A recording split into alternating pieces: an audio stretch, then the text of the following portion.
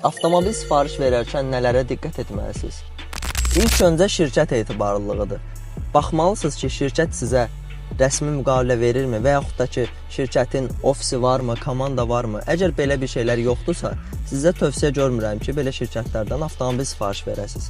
Çünki səhərsi gün hər hansı bir problem çıxsa, sizin gedib tələb eləyəcəyiniz bir yer yoxdur və yaxud da ki, gedib şikayət eləmək lazım olduqda əlinizdə bir sənəd olmayacaq ki, mən bu maşın üçün bu ödənişi eləmişəm və yaxud da yox. Çünki əgər rəsmi şirkət yoxdursa, sizə ödəniş invoice-la olmayacaq, yəqin ki, nağd şəkildə sizdən ödəniş tələb olunacaq.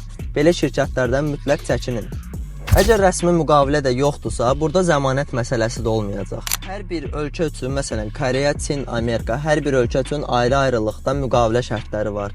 Məsələn, Amerika üçün maşının olduğu kimi gəlməyidir, Koreya üçün motor korobka zəmanətidir, Çin üçün avtomobil sıfır avtomobildir, ideal vəziyyətdə gəlməlidir olduğu kimi.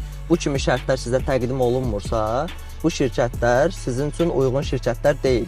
Bizim etibarlılığımız isə göz önündədir. Gətirdiyimiz avtomobillər, təhvil videoları falan hər biri səhifəmizdə paylaşılıb, keçid edərək baxa bilərsiniz. Ödənişlər rəsmi şəkildə. Hər bir şey rəsmi müqavilə ilə zəmanətimiz, sizin aldığınız avtomobil haqqında məlumatlar hər biri qeyd olunur.